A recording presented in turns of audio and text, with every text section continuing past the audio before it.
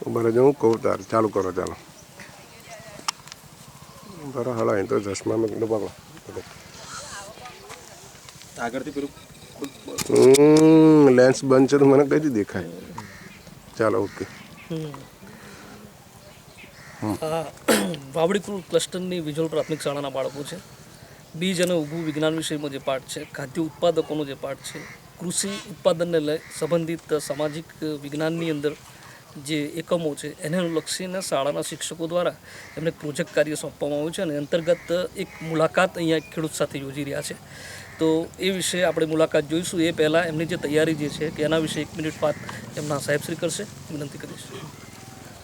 શાળા મુલાકાતમાં તો આપણે ઘણા બધા પ્રોજેક્ટ કરતા હોઈએ, પણ એક એવો અગત્યનો વ્યવસાય એ ખેતી, આપણા દેશનું જેને કરોડરજ્જુ કહેવામાં આવે છે ખેતી, અને એનાથી ઘણી વખત એવું બનતું હોય છે કે બાળકો અજાણ રહેતા હોય છે. આપણે પ્રોજેક્ટની અંતર્ગત આ એક એવો સરસ મજાનો ખેતી વિષયક પ્રોજેક્ટ બનાવ્યો છે, ખાસ કરીને વિજ્ઞાન અને સામાજિક વિજ્ઞાન અંતર્ગત. એમાં બાળકો ખેતી વિશે વધુ પરિચિત થાય, ખેતીમાં શું કરે કે જેનાથી બાળકોને એ જાણી શકે કે વધારે ઉત્પાદન કઈ રીતે મળી શકે. અને એટલા માટે આપણે એક શાળા મુલાકાતની અંતર્ગત એક ખેડૂત મિત્રની મુલાકાત ગોઠવી છે. તો આપણે બાળકો એમને પ્રશ્નો પૂછે અને ખેતી વિશે એમની જાણકારી મળે એ માટેનો આપણો એક સરસ મજાનો પ્રયાસ છે. તો હું બાળકોને વિનંતી કરીશ, આ ખેડૂત મિત્રને વિનંતી કરીશ કે બાળકોને ખેતી વિશે એક માહિતી આપે. નમસ્તે, તમારું નામ શું છે? મારું નામ રતનસિંહ જીવાભાઈ. પણ તમે ખેતીના વ્યવસાયમાં કેટલા વર્ષથી સંકળાયેલા છો? લગભગ આશરે 15 વર્ષથી. તમારી પાસે કેટલી જમીન છે? મારી પાસે 11 થી 12 વીઘા. ખેતી કરવા માટે તમે અન્ય કોની મદદ મેળવો છો? ખેતી કરવા માટે લગભગ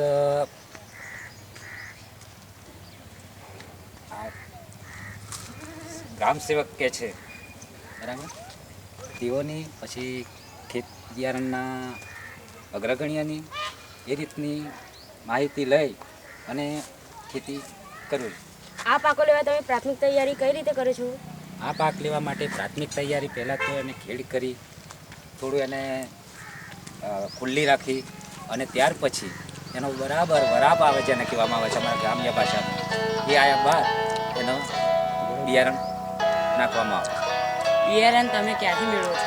બિયારણ અમે સંઘ દ્વારા મેળવીએ છીએ. બિયારણ પસંદ કરવામાં કઈ કઈ સુવિધાઓ રાખો છો? બિયારણ પસંદ કરવા માટે સર્ટિફાઈડ જેને કહેવામાં આવે છે કે જે ભેળસેળી બિયારણ ના આવી જાય. લગભગ અત્યારે તો ખેડૂતો અને દુકાનદારો એટલા બધા હોશિયાર છે કે જેથી બિયારણ બી આપે, પણ જ્યારે એટલો સંઘનો ભાવ હોય તે લઈ, પણ ખેડૂત એટલો આંધળો હોય કે પેલો ભાવ ઓછો છે અને પેલો સર્ટિફાઈડનો ભાવ છે તો પેલા ઓછા ભાવને વળગી પડી અને ઉત્પાદન ઓછું મેળવે છે. એટલે ખરેખર ખેડૂતની મોટી ભૂલ પડે છે.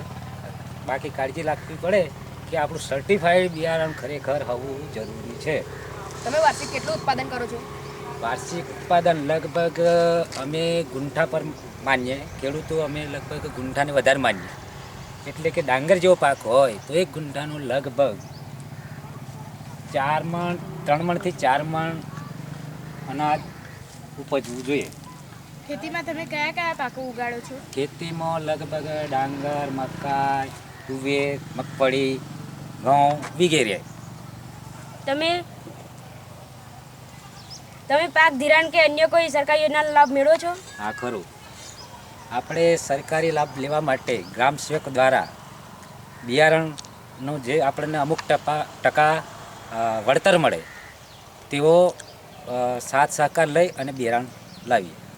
દુષ્કાળ કે અતિવૃષ્ટિ જેવા સમસ્યાઓમાં તમે શી આયોજન કરો છો? હા, દુષ્કાળ કે અતિવૃષ્ટિ હોય, ધારો કે દુષ્કાળ હોય તો વરસાદ ના આવે ને અતિવૃષ્ટિ હોય તો વધુ પ્રમાણમાં વરસાદ પડી જાય તો આપણો પાક નિષ્ફળ જાય. એના માટે આપણે એક સોસાયટી હોય છે, એ સોસાયટીમાં વીમાનો લાભ મેળવીએ કે જેને કોપલન લઈએ એટલે અમુક ટકા અમને વળતર મળે કે જેથી આપણો પાક નિષ્ફળ ગયો હોય તો આપણા બાળકો એમ કે 4 માસ એને નિભાવી શકીએ, આપણે એ રીતનું કરી શકીએ.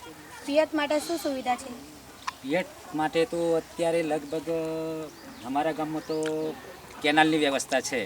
એટલે કેનાલની વ્યવસ્થાથી પાણીનો ઉપયોગ કરીએ. ઉપરાંત ચેક ડેમ છે, કૂવા છે, નદી છે, એવા બધાનો ઉપયોગ કરી અને વાવેતર કરીએ. પિયત માટે કઈ કઈ પદ્ધતિનો ઉપયોગ કરો છો? પિયત માટે લગભગ અત્યારે તો પહેલાં તો કુદરતી પદ્ધતિ હતી, જેથી બળદથી અમે ખેતી કરતા હતા, પણ અત્યારે તો યાંત્રિક સાધનો નીકળી ગયા, જેથી ટ્રેક્ટર અત્યારે બળદને માનવા થાય અને એ રીતનો ઉપયોગ કરીએ છીએ. બિયારણ ઓરવા માટે તમે કઈ પદ્ધતિનો ઉપયોગ કરો છો? અમે હળનું ને ટ્રેક્ટરનું. પાકમાં ખાતર નાખો, ખાતરની પસંદગી કઈ રીતે કરો છો? હા, વાત બરાબર છે. એક મુદ્દાનો આ પ્રશ્ન છે કે પાકમાં ખાતર અત્યારે કેટલી પ્રકારના નામ નીકળી ગયા છે, પરંતુ એમાં જે 46% નાઇટ્રોજનવાળું ખાતર આવે એ ખાતરનો ઉપયોગ કરીએ અને તે પાછો પદ્ધતિસરનો કે ગુંઠે આટલું પ્રમાણ થાય એ રીતનો ઉપયોગ કરીએ તો એ ખાતર વ્યવસ્થિત પાકને જાળવી રાખે. તમે જમીનની ચકાસણી કરાવો છો? હા, ખરી. જમીનની ચકાસણી અમે અમુક ટાઈમે એમ કે ધારો કે ભાઈ આ જમીન આ પ્રમાણે થઈ ગઈ છે તો આનું ઉપજ નથી આવી, તો અમે એની ચકાસણી કરાવી અને ફળદ્રુપતા થાય એવી રીતનો ઉપયોગ કરીને જમીન વ્યવસ્થા કરીએ. તમે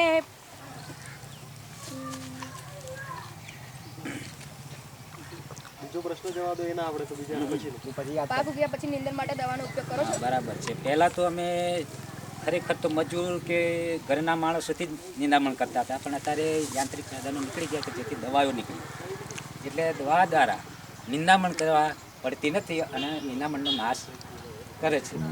બીજા પ્રાણીઓ ખેતીમાં નુકસાન ન કરે તે માટે શું કરો છો? બરાબર છે, એ વાત મુદ્દાની છે. બીજા પ્રાણીઓ નુકસાન ના કરે તેના માટે અત્યારે પેલા તારની વાડ કરવામાં આવે, પછી એની સોયરની વાડ કરવામાં આવે. ઉપરાંત જે એનાથી વધુ, કારણ કે અત્યારે જંગલી ભૂંડ વધારે પેદા થયા છે, તેના માટે સાડીઓનું પ્રમાણ થઈ અને ગોળ રાઉન્ડ એને કમ્પાઉન્ડ બનાવવામાં આવે કે જેથી આપણને પાકને નુકસાન ના કરી જાય બીજા પ્રાણી. પાક ઘરે આવ્યા પછી તેનું વેચાણ કઈ રીતે કરો છો? હા, પાક ઘરે આવ્યા પછી તેનું વેચાણ ખરેખર આપણું ધારો કે મકાઈ છે, એક વાત કરીએ કે મકાઈ તોડી લાવ્યા ઘરે, એનો ડોળો છોલી નાખ્યો અને મકાઈને સૂકવ્યા બાદ એને થેસર નાખી અને સંપૂર્ણ સારી થાય ત્યાર પછી અમે એનું વેચાણ કરીએ. તમે જમીન સંલગ્ન બીજો કઈ વ્યવસાય કરો છો? હા, ખરો. જમીન સિવાયનો બીજો વ્યવસાય કરવો જરૂરી જ છે, કારણ કે એકલા ખેતી પર રહીએ તો આપણા ઘરના ભરણ પોષણ થઈ શકતા નથી. માટે અમે પશુપાલનનો પણ ધંધો કરીએ અને પશુ પાળીએ છીએ. તમે જંતુનાશક દવાનો ઉપયોગ કરો છો? હા, ખરું. કારણ કે અત્યારે તો બધું વાતાવરણ જેવું થઈ ગયું છે કે જેથી જંતુ પડ્યા વગર રહેતા નથી, માટે દવાઓનો ઉપયોગ કરી અને જંતુનો નાશ કરવામાં આવે છે. ભેંસોની ઓલાદમાં સૌથી વધારે દૂધ કોણ આપે છે? હા, ભેંસોની ઓલાદમાં લગભગ દેશી ભેંસો રાખવાથી ખેડૂત નુકસાનમાં જાય છે. ખરેખર અત્યારે તો જાફરાવાદી જેને કહેવામાં આવે છે એવી ભેંસ રાખીએ તો 7 થી 8 લીટર દૂધ આપે અને આપણું પશુનું જે ધંધો કરીએ એમાં આપણે સફળતા મેળવીએ. બધા કે પાછું ગાયમાં આવે છે કે જેને ગીર ગાય કહેવામાં આવે છે, એ બી ભેંસથી આગળ જાય, કારણ કે ભેંસના કરતાં પણ વધુ દૂધ ગીર ગાય દે અને એ દૂધ સારા ફેટવાળું આવે એ રીતનું આયોજન કરી અને ખાણ જેને કહેવામાં આવે છે વ્યવસ્થિત આપીએ તો આપણને સારી પશુમાં મળી રહે છે. તમે દૂધનું વેચાણ ડેરીમાં કરો છો? હા, ખરું. એ સરકારી ડેરીમાં દૂધનું વેચાણ કરીએ કે જેથી સારા પેટ મળે. પછી આપણને લગભગ વર્ષમાં 2 વાર પેલો શું કહે છે આપણને બોનસ મળે, એ રીતે ડેરીમાં વેચાણ કરીએ છીએ. તમે ખેતીમાં આટલા બધા સફળ થયા તે માટે શું સંદેશો આપવા માંગો છો?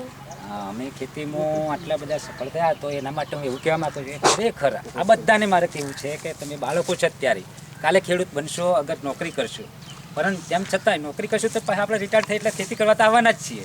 માટે આપણે પહેલાં ખેડ બરાબર વ્યવસ્થિત કરાવવાની, એ તે કરીને પછી એને કેટલા પ્રમાણમાં ખાતર જોઈએ, કેટલા પ્રમાણમાં પાણી મૂકશું અને કેટલા સમયે મૂકશું એ પ્રમાણેનું આયોજન કરીને આપણે ખેતી કરીએ તો 100% આપણને સફળતા મળે ને મળે.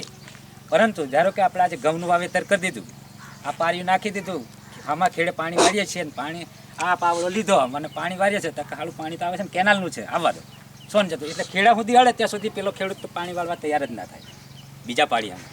માટે જો આપણે હા કે હવે બાકી છે થોડું અને પાણી વાળ લો તો એ ઘઉંને નુકસાન ના જાય, ઘઉં સારો રહે, વ્યવસ્થિત જાય અને એનું ઉત્પાદન સારું મળે આપણને, તો આપણને સફળતા મળી કહેવાય. તમે આટલા બધા ખેતીમાં વ્યસ્ત હોવા છતાં મુલાકાતનો સમય કાઢી તેના માટે તમારો ખૂબ ખૂબ આભાર. હા આભાર. માટે જો અત્યારે આ ખેતી વ્યવસ્થિત કરવાની, એને કે આપણે ધારો કે આ બિયારણ લાયા, આજે ખોટું બિયારણ નાખીએ તો આપણને ઉત્પાદ મળતું નથી, પણ વ્યવસ્થિત બિયારણ લઈ અને જો ખેતી કરશું તો ખરેખર બાળકો તમને સફળતા બી મળશે. તમારા ઘરમાં બી તમારા વાલીઓને બી સમજાવી શકો છો કે પપ્પા આ રીતે ના થાય ખેતી. અમારે આવું એક સંમેલન રાખેલું તો અમારે એક ખેડૂત ભાઈ હતા તો આવી વાત કરતા હતા કે આ રીતે કરવાથી આપણને સફળતા મળે છે. એ રીતનું પપ્પા એમ કે તમે આયોજન કરો, આડેધડ ખેતી કરતા નહીં. ખરેખર ખેતી આગળ જ છે, ખેતીથી આગળ વધીએ, ખેતી સારી કરવી એ આપણામાં માઇન્ડ હોવું જોઈએ, તો 100% ખેતીમાં આપણે પરિપૂર્ણ થઈ શકીએ. આભાર. શિક્ષકની એક ભૂમિકા એક ફેસિલિટર પણ પૂરો પાડવાની છે. એ અંતર્ગત આ વિજોલ શાળાના બાળકો એના આચાર્યોની મદદથી, બધા સ્ટાફની મદદથી એક એક્સપર્ટ તરીકે અહીં રતનસિંહજી જે આ ગામના એક અગ્રગણ્ય ખેડૂત છે, લગભગ જન્મજાત એમનો ખેતી સાથેનો નાતો છે, સારો એવો અનુભવ ધરાવે છે. એમણે એક ફેસિલિટરની એક એક્સપર્ટ તરીકેની ભૂમિકામાં આજે વિજોલ શાળાના બાળકોને સરસ મજાની માહિતી આપી છે. આ તમામ માહિતી આ બાળકો મેળવી અને ડિસ્પ્લે ઉપર પાછા પ્રદર્શિત કરવાના છે. આભાર રતનસિંહભાઈ આપનો પણ, આ બાળકોનો પણ, શાળા પરિવારનો પણ. ઓકે, ચાલો.